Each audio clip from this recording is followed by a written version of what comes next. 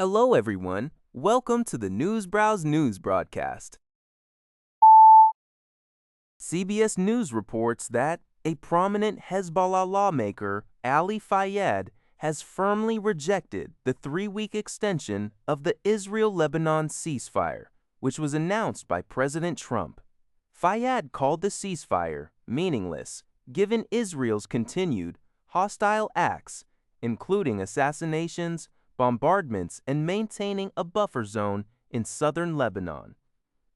Hezbollah was not involved in negotiating the ceasefire and reserves the right to respond to any Israeli aggressions, demanding Israel's withdrawal from Lebanese territory. This rejection occurs amidst escalating tensions between the U.S. and Iran over the Strait of Hormuz. U.S. Defense Secretary Pete Hegseth announced a global blockade of Iranian ports and vessels, with 34 Iranian ships now prevented from exiting the strait. Efforts for U.S.-Iran peace talks in Islamabad remain stalled, despite Iran's foreign minister being expected to arrive. Meanwhile, Spain's prime minister dismissed reports of a Pentagon threat to suspend Spain from NATO over its stance on the U.S.-Israeli war. Global markets are reacting with lower U.S. futures and European shares, while oil prices continue to rise.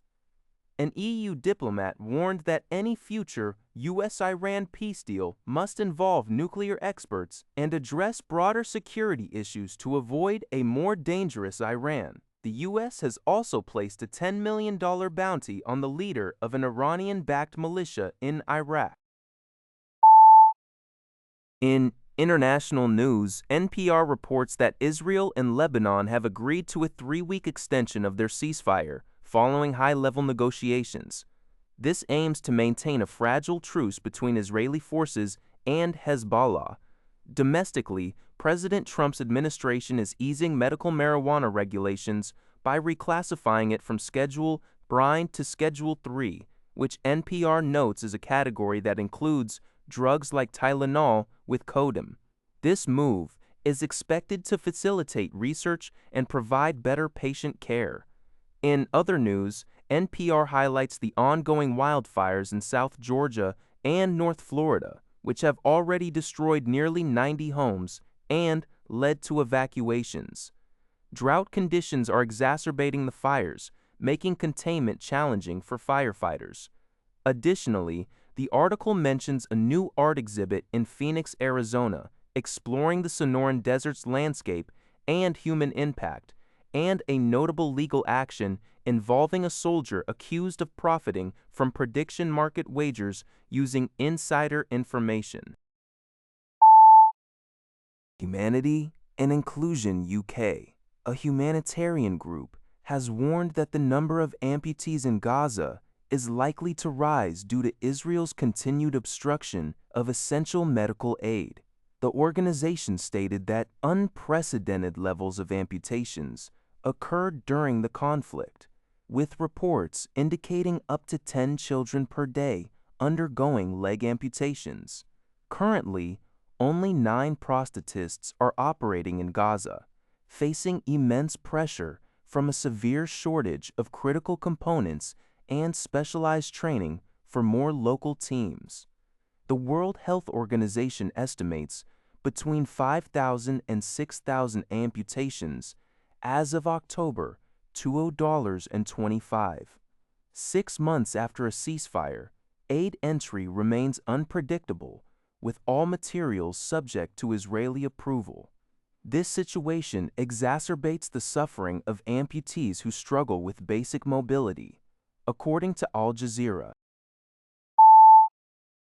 Al Jazeera reports on a leaked internal email from the U.S. Defense Department outlining potential retaliatory measures against NATO allies, specifically Spain and the United Kingdom.